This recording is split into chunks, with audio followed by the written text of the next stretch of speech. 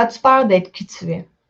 Est-ce que tu es constamment dans ta tête en train de te critiquer, de te juger, de te comparer aux autres? Est-ce qu'au détriment de tes propres besoins, ton propre quotidien, tu vas chercher à plaire, donc accepter des choses qui ne te conviennent pas, faire quelque chose qui ne te tente pas? Est-ce que tu te poses tout le temps ou souvent la question si ce que tu viens de dire est correct, si ce que tu es est correct, si ce que tu penses est correct? Aujourd'hui, je vais te donner 3 astuces qui vont t'aider à vraiment apprendre à être beaucoup plus qui tu es, à respecter ta personne, à respecter ce que tu vaux, ce que tu es, ce que tu veux faire. En fait, la première astuce que je veux te donner, c'est d'avoir ta propre bulle. Permets-toi un peu à chaque jour, ou si c'est plus difficile, au moins une fois par semaine, d'aller dans ta propre bulle. Ça peut être dans ta maison, dans ton appartement, ça peut être une pièce que tu as décorée ou que tu installes d'une façon chaleureuse, d'une façon qui te fait sentir bien. Ça peut être à l'extérieur de l'appartement. Ça peut être vraiment d'aller prendre une marche dans la nature. Ça peut être un banc que tu aimes plus particulièrement, qui t'apaise, qui te fait du bien. Ça peut être l'appartement d'une amie qui est absente. Bref, ça peut être vraiment plein de choses, mais c'est vraiment ta propre bulle. Et tu te permets pendant minimum 1 heure, et ça, c'est vraiment minimum, de faire quelque chose qui, toi, te fait du bien.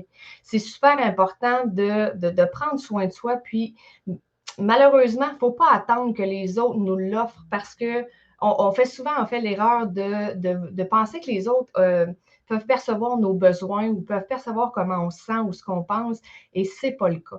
Donc, il faut vraiment émettre nos besoins. J'ai besoin de me retrouver un peu dans ma bulle. J'ai besoin de prendre 1 heure pour penser à moi.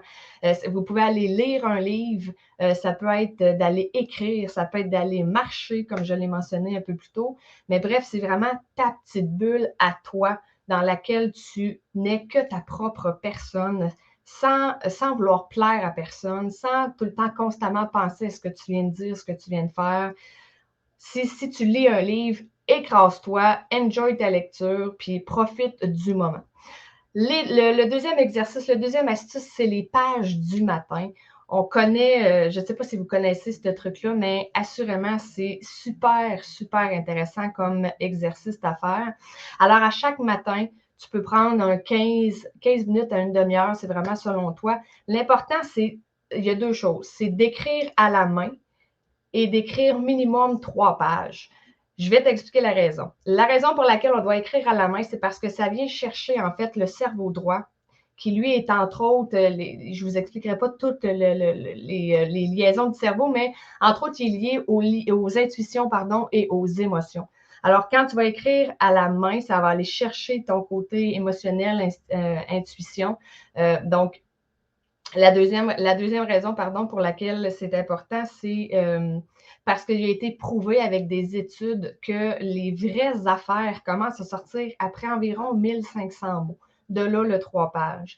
Donc, souvent, avec le temps, au début, si tu ne sais pas quoi dire, écris « je ne sais pas quoi dire ». L'important, c'est vraiment que tu te rendes à 3 pages, et plus ça va avancer, plus ton cerveau va justement aller dans ses émotions. Tu vas arriver à ton 3 pages, tu vas aller chercher les vraies affaires.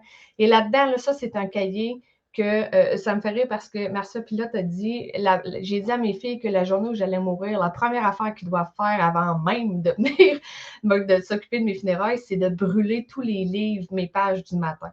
C'est un cahier où ça ne t'appartient qu'à toi. Tu peux le ranger à quelque part de secret, tu peux le traîner avec toi à journée longue, ça n'a pas d'importance, mais là-dedans, tu peux tout dire. Si tu as envie de chialer, tu chiales. Si tu as envie de te plaindre, tu te plains. Tu vides ta tête. Et le matin, c'est vu que tu es encore.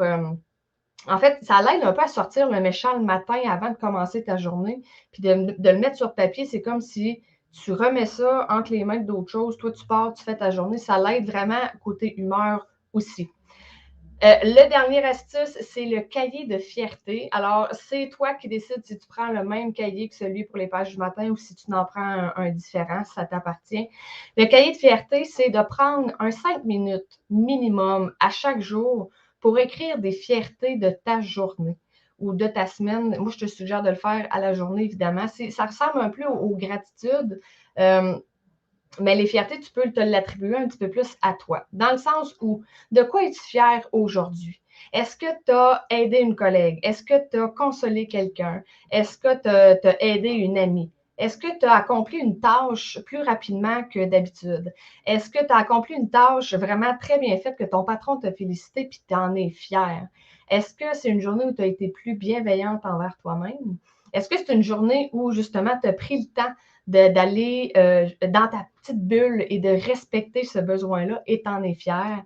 Est-ce que tu as fait un souper dont tu es particulièrement contente, fière? Je répète souvent le mot fière, mais c'est le but de l'exercice. Alors, ça peut être super intéressant. En fait, c'est un exercice qui t'oblige à te recentrer sur tes fiertés, sur le positif.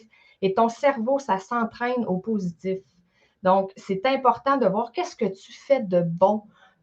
Si tu es constamment dans ta tête en train de tout le temps te questionner si ce que tu as fait, ce que tu as dit ou ce que tu es, c'est bon, ce moment-là, tes pages du matin, ça va sortir le méchant, oups, et les fiertés, ça va justement t'obliger à te concentrer sur t'es qui, t'es une bonne personne, qu'est-ce que tu as fait de bien aujourd'hui?